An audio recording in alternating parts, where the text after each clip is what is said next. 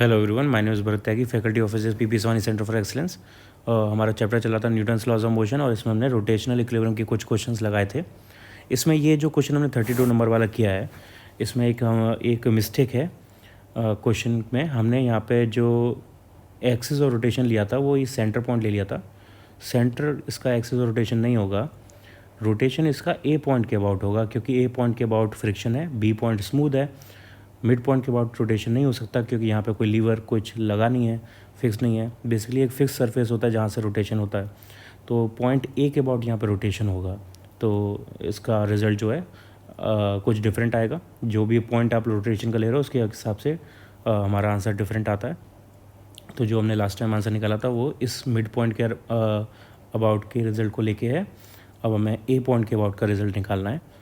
तो इसमें ऐसा क्वेश्चन में दिया नहीं है, ये भी आपको पता होना चाहिए कि कहाँ पे होगा एक्चुअली में एक्सिस जो रोटेशन का है। यहाँ पे वो ए पॉइंट पर होगा, बिकॉज ए पॉइंट फ्रिक्शन यहाँ पे है। एच जो फोर्स है वो फ्रिक्शन है बेसिकली, जो इसको जो इसको नीचे आने से रोक रहा है। तो यहाँ पे जो रोटेशन हो सकता है जिस पॉइंट से, वो ए पॉइंट से हो सकता है। तो हमें ए पॉइंट के अबाउट यहाँ पे इक्विलिब्रियम निकालना है रोटेशनल। दोबारा करके देखते हैं इसे। मैं डायग्राम को दोबारा बना रहा हूँ पूरा।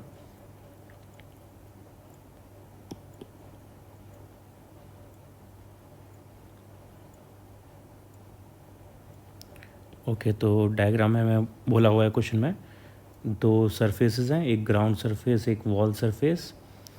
और ग्राउंड सरफेस पे फ्रिक्शन है, वॉल सरफेस स्मूथ है, वॉल सरफेस पे फ्रिक्शन नहीं है।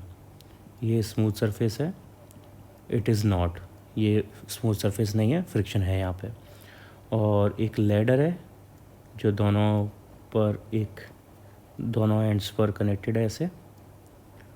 लैडर की टोटल लेंथ है 6 मीटर, तो इसका जो मिड पॉइंट हो जाएगा सेंटर ऑफ मास वो 3 मीटर पे हो जाएगा।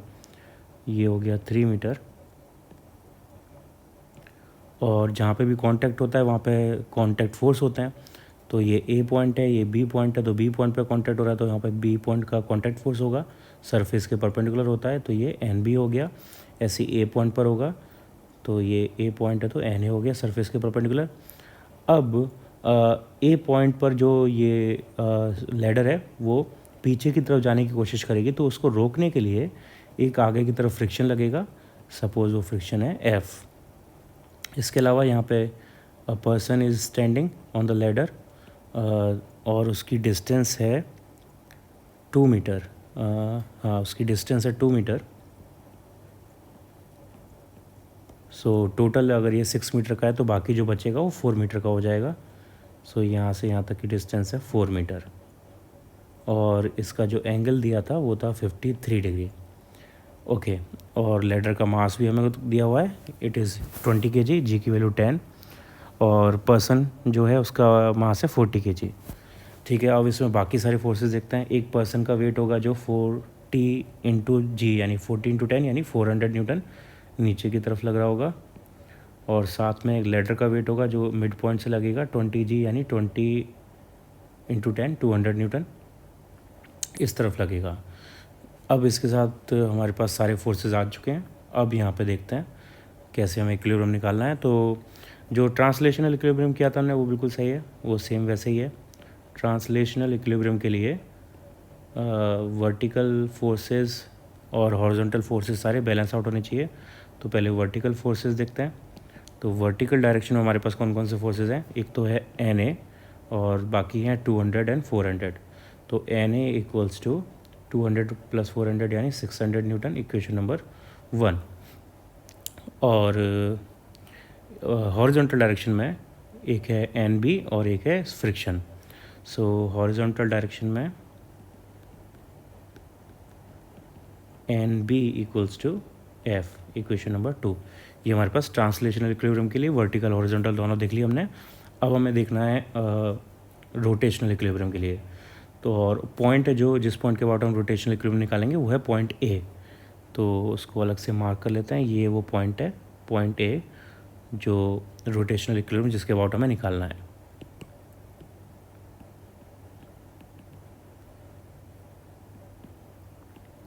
ऑब्जर्व रोटेशनल इक्विलिब्रियम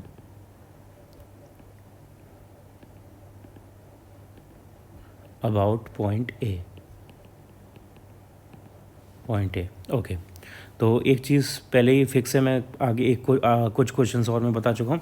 जिस पॉइंट के अबाउट आप रोटेशनल इक्विलिब्रियम निकाल रहे हो, अगर उसी पॉइंट पर कोई फोर्स प्रेजेंट है तो उस फोर्स की फिक्स्ड पॉइंट से डिस्टेंस जो है ज़ीरो हो जाएगी, हैंस जो मोमेंट ऑफ फोर्स है या टॉर्क है वो भी ज़ीरो हो जाएगा।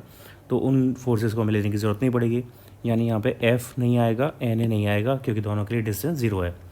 तो बाकी हमारे पास 3 फोर्सेस बचते हैं, 200, 400 और NB।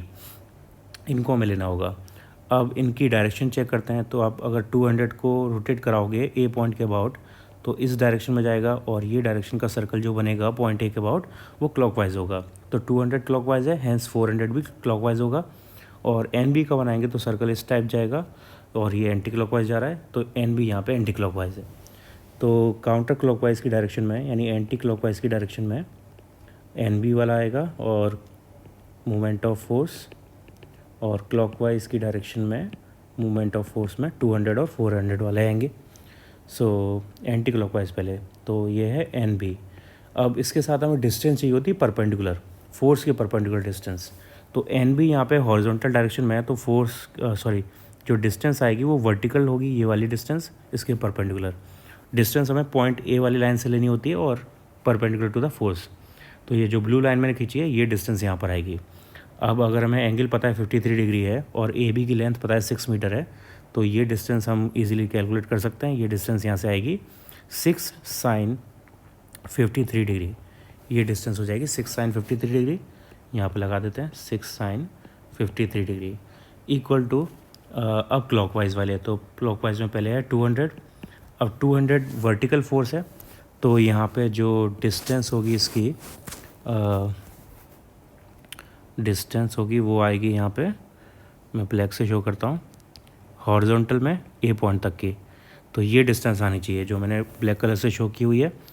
तो यहाँ पे आपको ये ट्रायंगल कंप्लीट करना है।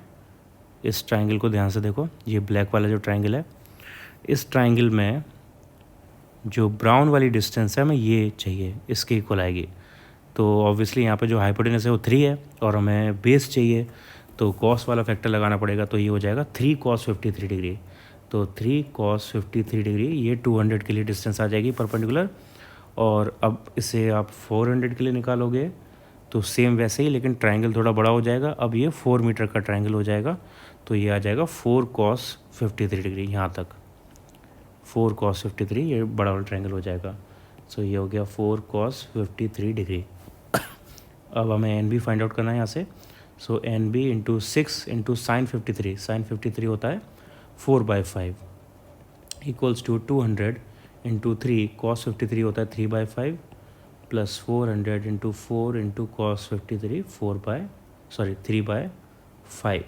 तो 5 तो सब में से कॉमन लेके कैंसिल आउट, 3 भी यहाँ से कॉमन लेके 6 से 2 टाइम्स कैंसिल आउट, 4 से ये 50 टाइम्स एंड ये 4 कैंसिल आउट, 2 से ये 25 टाइम्स और ये 200 टाइम्स कैंसिल आउट। तो हमारे पास क्या बचा, यहाँ पे बचा एन बी सिर्फ, और इस साइड बचा 25 इंटू 3 प्लस साथ में बचा 200। तो ये आंसर आ गया यहाँ से 275 न्यूटन। तो बी पॉइंट पे जो टोटल फोर्स आएगा वो हमारे पास होगा 275 न्यूटन। एक आंसर ये हो गया। हमें निकालना क्या था basically, how large are the forces of at the wall and the ground. तो वॉल पर एन बी फोर्स था वो 275 न्यूटन आ गया, एक आंसर ये हो गया। अब ग्राउंड पे जो फोर्स लग रहा है वो है एन ए। तो एन ए की वैल्यू ऑलरेडी हमने निकाली हुई थी, वो 600 न्यूटन आ रही थी। और एक फ्रिक्शन लग रहा है और फ्रिक्शन एन बी के बराबर है, तो फ्रिक्शन की वैल्यू 275 न्यूटन के बराबर है और दोनों 90 डिग्री पर हैं। तो हम नेट फोर्स निकालेंगे ए पॉइंट पर। तो ए पॉइंट का नेट फोर्स आएगा, ए पॉइंट पर net force equals to under root कौन कौन सा है, एन ए और F, N A square plus F square. So N A की वैल्यू क्या थी, एन ए की वैल्यू है 600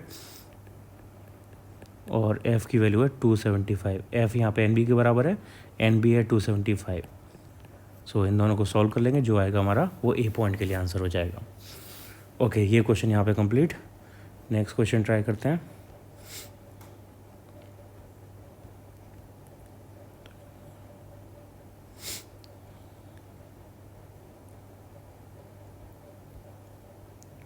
Okay, next question is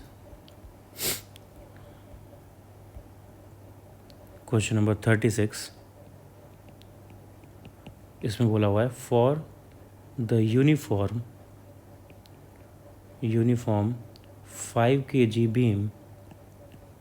kg beam shown in figure full stop, how large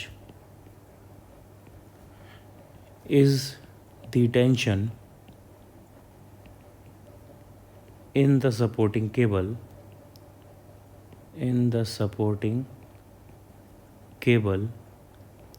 AB, and what are the components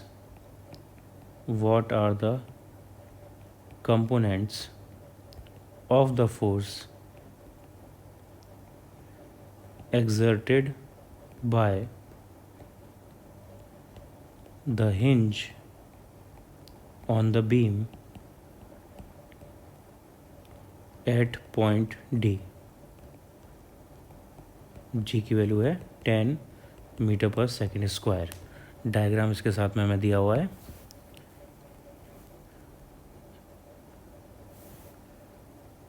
यहाँ पर एक hinge है जिससे कनेक्टेड ये रॉड है। रॉड के कॉर्नर से एज पॉइंट से एक 10 kg का ब्लॉक इज हैंगिंग और a thread is connected by a point B.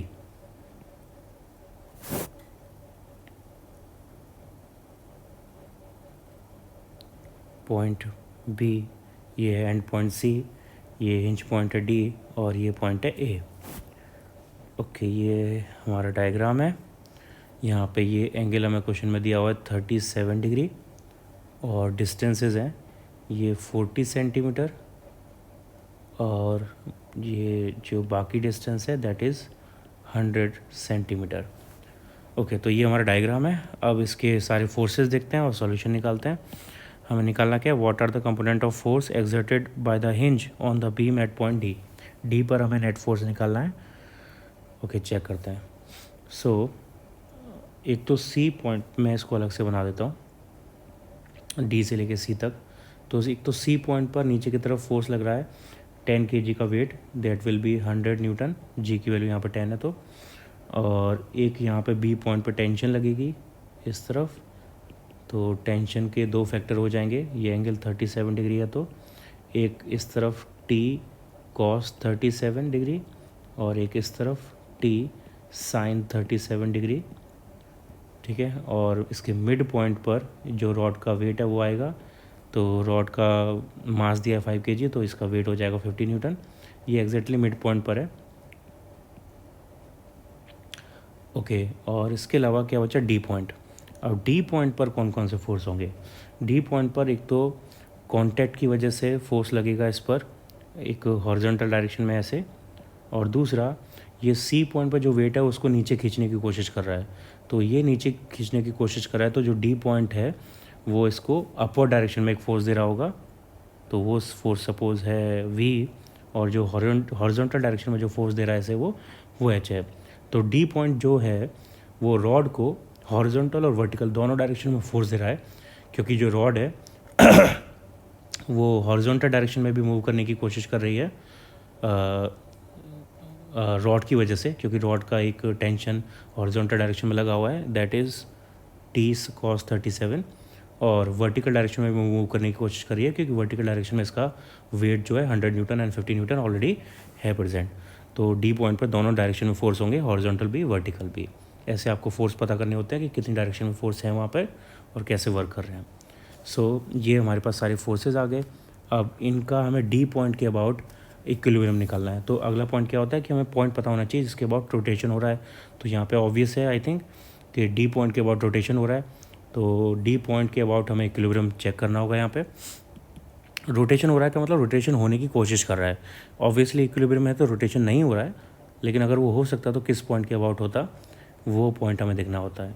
तो यहाँ पे इक्विलिब्रियम जो है वो डी पॉइंट के अबाउट निकलेगा। सो डी पॉइंट के अबाउट नेट टॉर्क 0 आना चाहिए और नेट फोर्स वर्टिकल और हॉरिजॉन्टल डायरेक्शन में भी 0 होना चाहिए। सो for translational equilibrium, for translational equilibrium in vertical direction. First in vertical direction, तो वर्टिकल में हमारे पास हैं कौन कौन से फोर्सेस, एक है टी साइन 37 ऊपर की तरफ, एक वी और नीचे की तरफ है 50 और 100। तो टी साइन 37 की वैल्यू होती है 3/5, तो T 3/5 plus V equals to 150 newton, equation number 1। इसके बाद हॉरिजॉन्टल डायरेक्शन में, सो हॉरिजॉन्टल डायरेक्शन में हमारे पास हैं फोर्सेस कौन कौन से, टी कॉस 37 है एक, तो टी कॉस 37 का मतलब हुआ टी, हाँ T cos 37,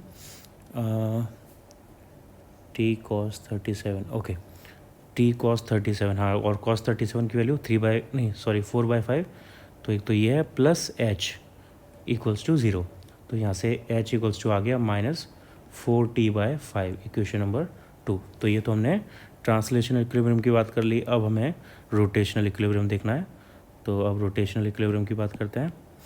so for rotational equilibrium,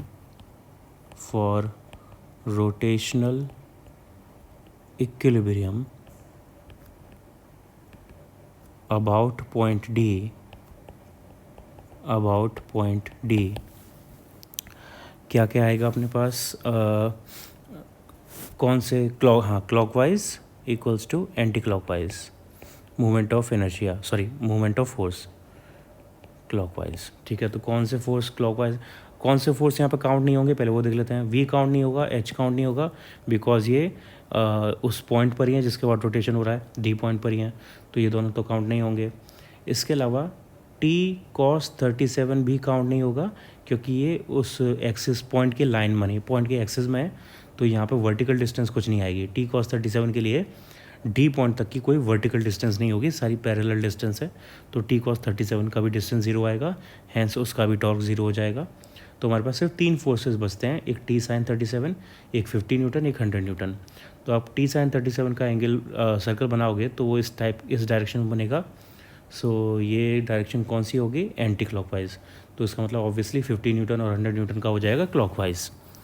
तो क्लॉकवाइज में 50 पहला डिस्टेंस है 50, पहला फोर्स है 50, और 50 का डायरेक्शन है वर्टिकल, तो हमें डिस्टेंस चाहिए होगी डी पॉइंट से हॉरिजॉन्टल, तो हॉरिजॉन्टल डिस्टेंस ऑब्वियसली इसकी क्या होगी, मिड पॉइंट है 50 न्यूटन, तो टोटल डिस्टेंस थी इसकी 100 + 40 यानी 140, तो ये डिस्टेंस होगी मिड पॉइंट की 70 सेंटीमीटर यानी 0.7 प्लस 100 के लिए जो डिस्टेंस आएगी वो पूरी रॉड की लेंथ के बराबर होगी, यानी 1.4 सेंटीमीटर, 140 सेंटीमीटर यानी 1.4 metre, equals to anti clockwise में था टी साइन 37 की वैल्यू 3/5 इंटू डिस्टेंस क्या आएगी, डिस्टेंस इसकी होगी, ये भी वर्टिकल है तो हॉरिजॉन्टल डिस्टेंस आएगी यहाँ से यहाँ तक की, and that distance is 100 centimetre यानी 1। सो यहाँ से अपने पास हो गया 35 + 140 equals to 3/5 into T, so T equals to ये हो गया 175 into 5 divided by 3, correct, so 7 2 और ये हो गया 875 डिवाइड बाय 3, ओके, तो टी की वैल्यू आ गई 875/3 न्यूटन। और हमें निकालना क्या था, हमें निकालना था इसमें डी पॉइंट पर नेट फोर्स, निकालना है, और डी पॉइंट पर फोर्स है एच और वी। तो एच और वी कैसे फाइंड करेंगे, एच और वी के लिए हमारे पास ये इक्वेशंस आई थी, वी के लिए ये इक्वेशन है और एच के लिए ये इक्वेशन है, तो यहाँ से एच और वी आ जाएगा, तो टी आया 875/3, so 3t/5 plus v equals to 150, v equals to 150 minus 3t/5, तो 150 माइनस 3/5 इंटू 875/3, सो 3 से 3 कैंसिल आउट और 5 से ये 1 5 कितना 1 7 1 7 5 टाइम्स, तो ये हो गया 150 माइनस 175 यानी -25 न्यूटन। v की वैल्यू आ गई। और अब हमें चाहिए h, तो h का है -4/5 इंटू टी, यानी -4/5 इंटू टी की वैल्यू है 875/3। सो ये 175 टाइम्स कैंसिल, सो ये हो जाएगा 0 0 और 7/3 माइनस न्यूटन। ये हमारे पास h की वैल्यू आ गई। तो नेट फोर्स हम निकालेंगे d पर, that will B √v² + h²। बस इसको आगे सॉल्व कर लेना है। अब वहाँ से हमारे पास नेट फोर्स आ जाएगा ऑन d पॉइंट। ओके, तो ये क्वेश्चन का आंसर हो गया इसमें।